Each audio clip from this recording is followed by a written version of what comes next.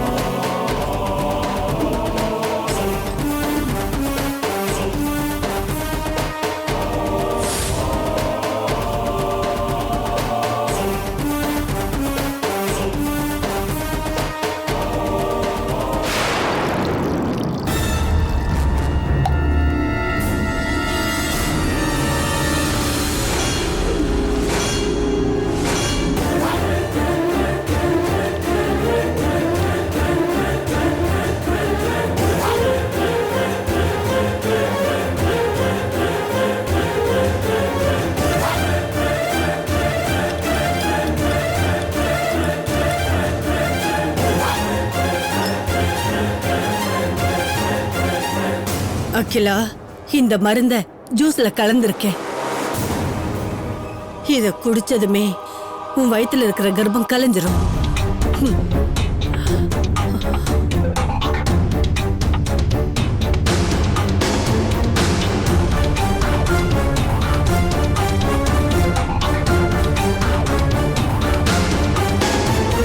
உன் பிரச்சனை ஸ்ட்ரெஸ் மட்டும்தான்.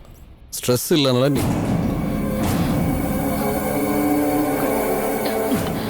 எடுத்துக்க சொல்லுடா. அகிலா, எடுத்துக்கோ. எடுத்து குடி Akila.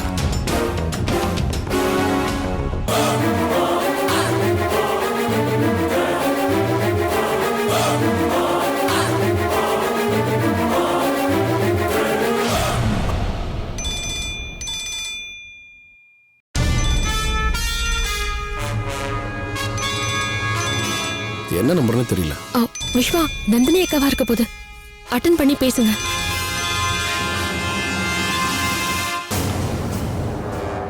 Hello hello,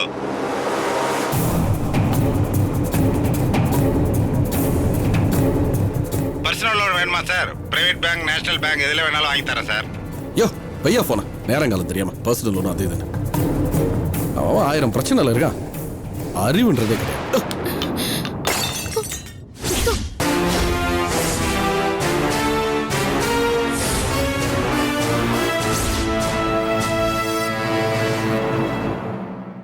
okay, no issues. நான் வேற ஜூஸ் போட்டு எடுத்துட்டு வரேன்.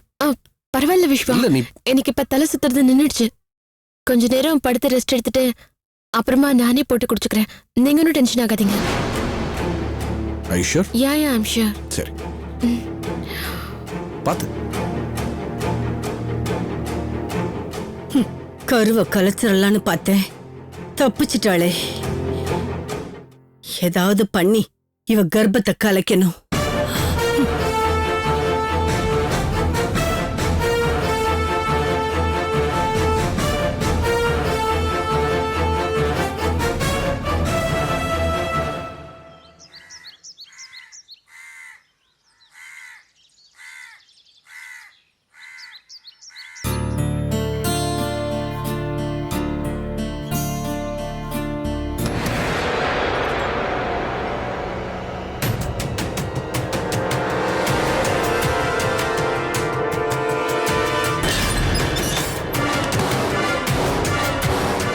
யாரு யாரு?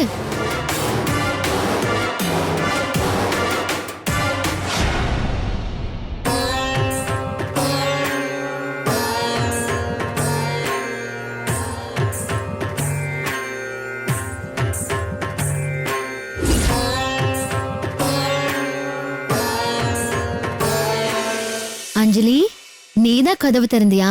இன்னும் ரெடி ஆகலையா? ரெடி ஆயிட்டனே, ஒரு 2 நிமிஷத்துல வந்துடுறேன். சீக்கிரம் என் ரூம்க்கு வா.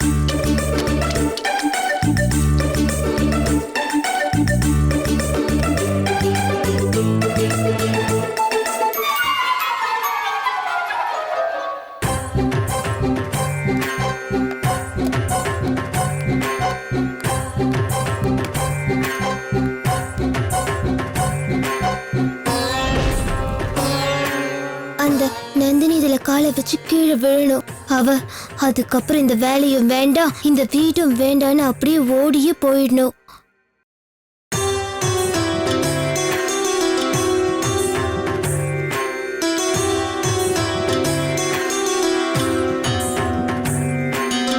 வா நந்தினி, வா வா நந்தினி.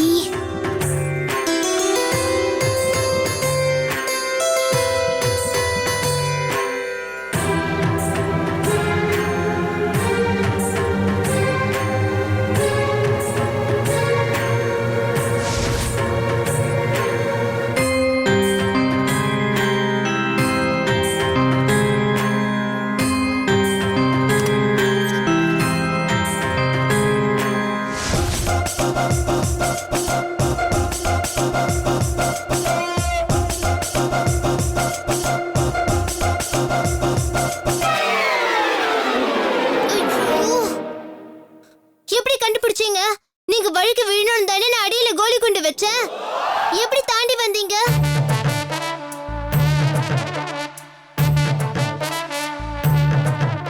எப்படி கண்டுபிடிச்சீங்க?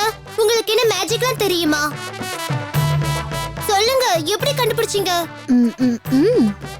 ஆமா, எனக்கு மேஜிக் தெரியும், அதை வச்சுதான் கண்டுபிடிச்சேன். தெரியுமா? அப்ப எனக்கு சொல்லி கொடுப்பீங்களா?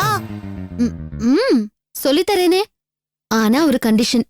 நீ சமத்தா இருக்கணும், அப்பதான் நான் உனக்கு எல்லா மேஜிக்கும் சொல்லி தருவேன். உங்களுக்கு ஹாரி பாட்டர் மந்திரம்லாம் தெரியுமா? தெரியுமே, அந்த ஹாரி பாட்டர் படிச்ச மேஜிக் ஸ்கூல்ல தான் நான் டீச்சரா வேலை பார்த்தேன். நிஜமாவா? இல்ல, நீங்க போய் சொல்றீங்க. நிஜமா தான் சொல்றேன். அப்ப சரி, நான் சமத்தா இருப்பேன். நீங்க எனக்கு எல்லா மேஜிக்கும் சொல்லி தரணும். கண்டிப்பா சொல்லி தரேன். டீல்? டீல்.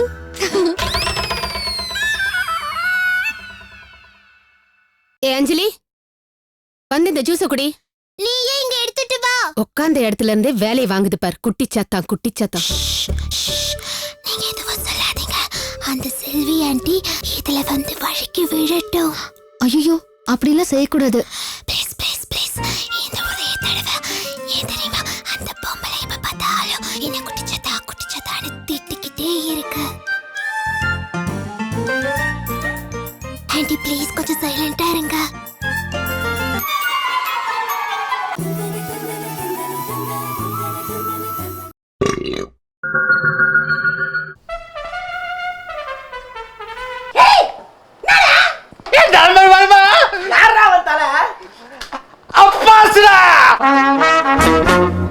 என் தலை விரிச்சு பேண்ட் இருக்கும்போது என்னடா சவுண்ட்?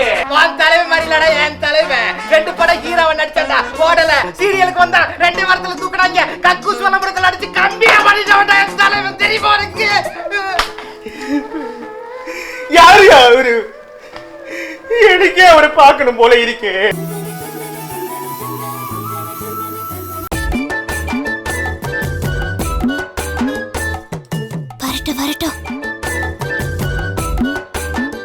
காசு இங்க வந்து குடு. சும்மா தானே இருக்க. அப்பா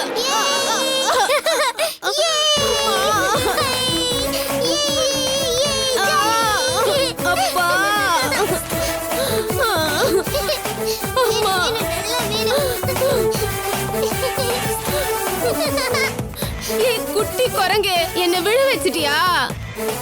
அம்மா தப்பா நினைக்காதீங்க செல்வி. என்ன விழ வைக்கணும்னு அஞ்சலி பண்ணா அதுல நீங்க மாட்டிக்கிட்டீங்க. அப்படியா? இரு இரு, உங்க அப்பா வந்ததும் உன் சேட்டை எல்லாம் சொல்லி உன்னை என்ன பண்றேன் பாரு. அம்மா நீ வா, நீ வாயே திறக்க முடியாத மாதிரி நாங்க பண்ணிடுவோம். என்ன பண்ணுவ? பிளாஸ்டர் போட்டு ஒட்டிடுவியா? அத நான் பிச்சிருவேன். அம்மா, நந்தினி ஆண்டிக்கு மேஜிக்லாம் தெரியும். நாங்க அத வச்சு உங்க வாயை கட்டிடுவோமே. பாப்போம் பாப்போம். இடுப்ப உடைச்சிருச்சு பாரு. ஐயோ அம்மா, ஐயோ அம்மா.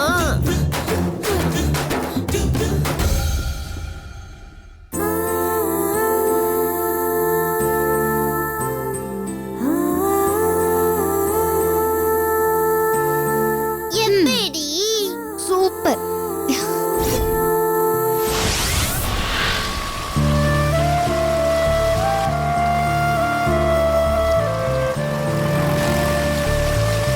ஒரே வெள்ளைக்காடா இருக்குதே. சென்னையில எப்படிதான் இருக்கீங்களோ? பார்க்கவே பயமா இருக்கு. இங்கே இப்படின்னா என் பொண்ணு இருக்கிற இடம் எப்படி இருக்கும்னு தெரியலையே. கடவுளே, ஊர் முழுக்க தண்ணி இருந்தாலும் என் பொண்ணு வீட்டுக்குள்ள தண்ணி வந்துடக்கூடாதுப்பா. நீதான்ப்பா காப்பாத்தணும். யாரு கூப்பிடுறாங்க? அட, மக தான் கூப்பிடுறா. ஏ சுதா, அம்மா தாண்டி பேசுறேன். ஏய், உங்க வீடு எப்படி இருக்குது? தண்ணி எல்லாம் வரல இல்ல? பத்திரமா இருக்க இல்லம்மா? ஆமாமா, இங்க அதெல்லாம் ஒண்ணும் இல்லம்மா, பத்திரமா தான் இருக்கேன். இப்ப நீ எங்கம்மா இருக்க? பஸ் விட்டு இறங்கி ஆட்டோல ஏறிட்டேன்னு சொல்லி 1 மணி நேரம் ஆகுது, இன்னும் வீட்டுக்கு வரவே இல்லையே. அம்மா, இங்க ஒரே மழை தண்ணியா இருக்குமா, அதான் ரோடா சுத்தி வரோம்மா. சீக்கிரம் வந்துடுறேம்மா.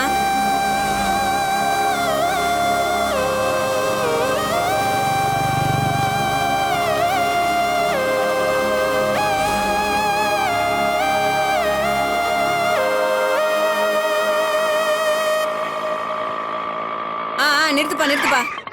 இங்கதான்ப்பா.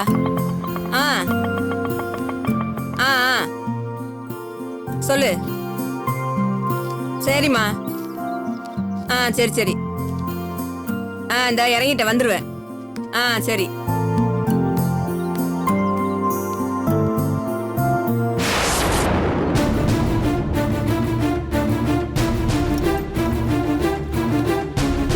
ஆமாம்மா. சொல்லு. உங்க பேக மறந்து ஆட்டோலயே வச்சிட்டு வந்துட்டீங்க. ஐயோ, மறந்துட்டேன் பாருங்க. குடுப்பா, குடு. சுதா, லைனை கட் பண்ணு. இந்த வந்துட்டேன். சரிம்மா, சீக்கிரம் வா. ரொம்ப நன்றிப்பா. இதுல நான் சீட்டு போட்டு வாங்கின நெக்லஸும் கொலுசும் இருக்குது. நீ இதை என்கிட்ட கொண்டு வந்து கொடுத்ததுக்கு ரொம்ப ரொம்ப நன்றிப்பா. பரவாயில்லம்மா, நீங்க போன் பேசிட்டு அப்படியே மறந்துட்டே வச்சுட்டு இறங்கி வந்துட்டீங்க, அதனாலதான். இருந்தாலும் உனக்கு ரொம்ப நல்ல மனசுப்பா. பல பேருக்கு 10 ரூபாய் கிடைச்சாலே அது எடுத்து கொடுக்க மனசே வராது. ஆனா நான் மறந்து வச்சுட்டு வந்த நகைப்பையே எடுத்து கொடுத்துருக்க. உன் நல்ல மனசு யாருக்குமே வராதுப்பா. என் பேர பிள்ளைக்காக நான் சீட்டு போட்டு வாங்கின நகைப்பா. இது இல்லாம போயிருந்தா அவங்க சந்தோஷமே போயிருக்கும். தம்பி, நீ யார் பெத்த பிள்ளையோ தெரியல, ஆனா உனக்கு இருக்கிற நல்ல மனசுக்கு நீ 100 வயசுக்கு நல்லா இருக்கணும்ப்பா. அடுத்தவன் பொருளுக்கு ஆசைப்படாம இருக்கிற நல்லவனா உன்ன மாதிரி சில பேர் இருக்கிறதுனாலதான் இந்த நாடே நல்லா இருக்குப்பா. தம்பி, நீ இதே மாதிரி நல்லவனாவே இருப்பா. எந்த காலத்திலயும் பணத்துக்கு ஆசைப்படாத உத்தமனாவே இருப்பா. நான் வரேன் தம்பி. சரிங்க.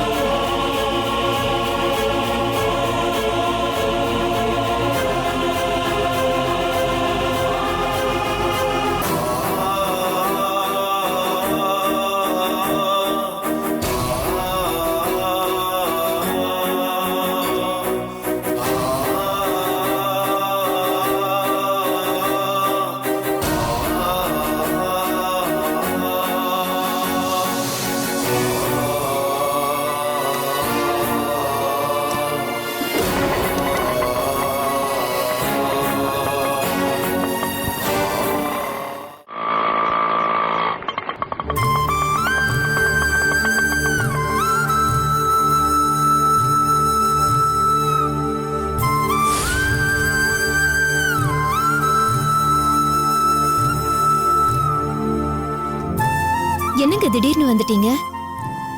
சரி சாப்பிட வாங்க. இல்ல எனக்கு கொஞ்சம் தனியா விட. ஏங்க என்னாச்சு?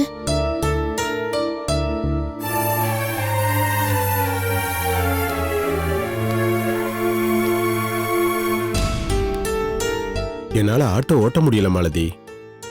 ஏங்க உடம்பு ஏதாவது சரியில்லையா? வாங்க ஹாஸ்பிட்டலுக்கு போயிட்டு வந்துடலாம். மனசு பூரா குற்ற உணர்ச்சியா இருக்கு. கொஞ்சம் கூட நிம்மதியாவே இல்ல. ஆட்டோ ஓட்டும் போது யாரு மேலேயாவது மோதிடுவோமோன்னு பயமா இருக்கு. ஏன்டா தப்பு பண்ணன்னு ஒவ்வொரு நிமிஷமும் என்ன ஊசி வச்சு குத்துற மாதிரி இருக்கு. ரொம்ப கொடுமையா இருக்கு மாலதி. என்னங்க சொல்றீங்க? காலையில போகும்போது நல்லதானே போனீங்க, என்னாச்சுங்க உங்களுக்கு? அந்த பெரிய ஒரு பணத்தை தொலைச்சதுதான் என் மனசு பூராமே இருக்கு மாலதி. அவரோட பணத்தை நாம அவசரத்துக்கு யூஸ் பண்ணிட்டோமோன்னு எனக்கு ரொம்ப குற்ற உணர்ச்சியா இருக்கு. நிம்மதி என்னால ஆட்டோ கூட ஓட்ட முடியல.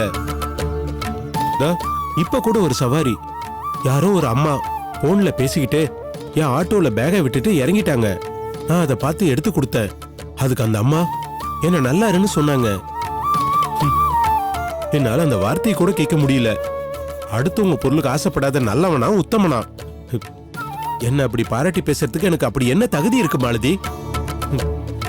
யாரோ ஒருத்தர் கவனக்குறைவா விட்டுட்டு போன பணத்தை எடுத்து நான் யூஸ் பண்ணிக்கிட்டு வந்தானே. என்ன போய் உத்தமன்னு சொல்லலாமா, நல்லவன்னு சொல்லலாமா? எனக்கு அப்படியே நடு ரோட்ல வச்சு செருப்பால் அடிச்ச மாதிரி இருந்துச்சு. என்னங்க அப்படி எல்லாம் சொல்லாதீங்க. அந்த பணத்தை நீங்க ஒண்ணு திருடிட்டு வரல. அதுவா கிடைச்ச பணமா இருந்தாலும் தப்பு தப்பு தானே மாலதி. அது எப்படி சரியாயிடும்? தப்பு தனியா வராது, கூடவே அடுத்தடுத்த தப்புகளை கூட்டிட்டு வரேன்னு சொல்லுவாங்க. அதே மாதிரி தான் ஆயிடுச்சு இப்ப என் நிலைமையும். பணத்தை எடுத்து அதை நம்ம அவசரத்துக்கு பயன்படுத்தினது, இன்னும் என்னென்ன தப்பெல்லாம் பண்ண போறோன்னு எனக்கே தெரியல. இது எங்க கொண்டு போய் விடுன்னு எனக்கு பயமா இருக்கு மாலதி. இப்படி பயத்தோட வாழ்றதை விட நானே போலீஸ் ஸ்டேஷனுக்கு போய் எல்லாத்தையும் சொல்லிடலான்னு தோணுது. மாலதி, தினமும் இப்படி குற்ற உணர்ச்சியால செத்து செத்து பொழைக்கிறத விட செஞ்ச தப்ப சொல்லிட்டு தண்டனையை வாங்கிக்கலாம். இதை உங்ககிட்ட சொல்லிட்டு போலீஸ் ஸ்டேஷனுக்கு போலான்னு தான் நான் இங்க வந்தேன். நான் வரேன் மாலதி. நில்லுங்க. என்னங்க இது? போலீஸ்ல போய் எல்லா உண்மையும் சொல்லி சரண்டர் ஆயிட்டா இந்த பிரச்சனை எல்லாம் தீர்ந்துடுமா? அதுக்கப்புறம் இங்க என்ன நடக்கும்னு யோசிச்சு பாத்தீங்களா? அதெல்லாம் யோசிச்சுட்டு இருந்தா முடியாது மாலதி. குற்ற உணர்ச்சியில கொஞ்சம் கொஞ்சமா சாகிறத விட நான் சரண்டர் ஆகிறது தான் சரியான வழி. ஐயோ, நான் சொல்றது கொஞ்சம் புரிஞ்சுக்கோங்க. நமக்கு சொந்தமில்லாத பணத்தை எடுத்தது தப்புதான். அது நம்ம வீட்டு பிரச்சனைக்கு பயன்படுத்தினதும் தப்புதான். நான் இல்லைன்னு சொல்லவே இல்ல. ஆனா அது எப்படி சரி பண்ணுன்னு முதல்ல பாருங்க. இது பாருங்க, போலீஸ்ல போய் சரண்டர் ஆகிறது சரியான வழி இல்லைன்னு தான் எனக்கு தோணுது. சரி, எப்படி நீ இதை சரியில்லைன்னு சொல்ற? நீங்க போலீஸ்க்கு போனா அந்த பெரியவருக்கு பணம் கிடைச்சிடுமா? கிடைக்காது. ஆனா அதுக்கு பதிலா உங்க மேல கேஸ் நடக்கும், தண்டனை கிடைக்கும். ஆனா அவர் பணம் அது எப்படிங்க கிடைக்கும்? நீங்க ஜெயில இருந்தா அவரோட பணம் அவருக்கு வந்துருமா? நீங்க வெளியில இருந்து எப்படியாவது பணத்தை புரட்டி கொடுத்தாதானே அவருக்கு பணம் கிடைக்கும். அதையே நீங்க யோசனை பண்ணி பார்க்க மாட்டேங்கிறீங்க? இல்ல மாலதி, பணம் கொஞ்சம் நஞ்சம் இல்ல, 10 லட்சம். அது எப்படி புரட்டுறது? அது ரெடி பண்றதுக்கு வழி தெரியாம தானே நானே பெரியவரோட அட்ரஸ் தெரிஞ்சும் போய் பார்க்காம இருக்கேன். இல்லனா சூட்கேஸ்ல இருந்த அவரோட அட்ரஸுக்கு போய் உண்மையை சொல்லி அவர் பணத்தை திருப்பி கொடுத்துருக்க மாட்டானா? பாவம், அவர் என்ன செலவுக்கு வச்சிருந்தாரோ, பையனோட படிப்பு செலவுக்கா, சொந்த வீடு கட்டுறதுக்கா, எதுக்கு வச்சிருந்தாரோ அதெல்லாம் நாசமாக்கி அந்த பணத்தை நான் எடுத்துட்டு வந்துட்டேன். அதை திருப்பி கொடுக்காம நம்ம இருக்கிறத விட போலீஸுக்கு போய் தண்டனை வாங்கிக்கிறது தான் சரி. ஏங்க, நான் மறுபடியும் சொல்றேன், தப்பா எடுத்துக்காதீங்க. நம்ம தலையை அடமானம் வச்சாவது அந்த பணத்தை எப்படியாவது திருப்பி கொடுத்துடலாம். அதை விட்டுட்டு போலீஸ்ல சரண்டர் ஆகணும்னு நினைக்கிறது அது பொறுப்பு தட்டி கடிக்கிற மாதிரி. அது நீங்க புரிஞ்சுக்கோங்க முதல்ல. மாலதி, நான் சொல்ல வரத இத கொஞ்சம் பாருங்க, எனக்கு உங்க ஃபீலிங் புரியுது. அதுக்காக அந்த பெரியவர் பணத்தை செட்டில் பண்ணாம ஜெயிலுக்கு போறேன்னு சொல்றது அவ்வளவா சரியில்லை. எப்பாடுபட்டாவது அந்த பணத்தை திருப்பி கொடுக்கணும்னு நினைங்க. அதுக்கு என்ன செய்யணுமோ அதை செய்வோம். புரியுதா?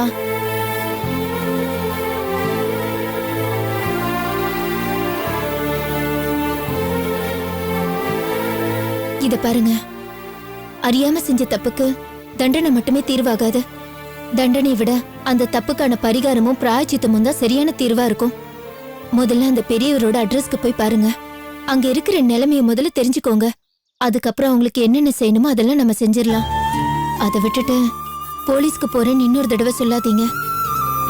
இத பாருங்க, இந்த விஷயத்துல உங்களுக்கு நான் எப்பவுமே சப்போர்ட்டாவே இருப்பேன். சரி நீங்க முதல்ல கை கால் அலம்பிட்டு வாங்க, நான் சாப்பாடு எடுத்து வைக்கிறேன்.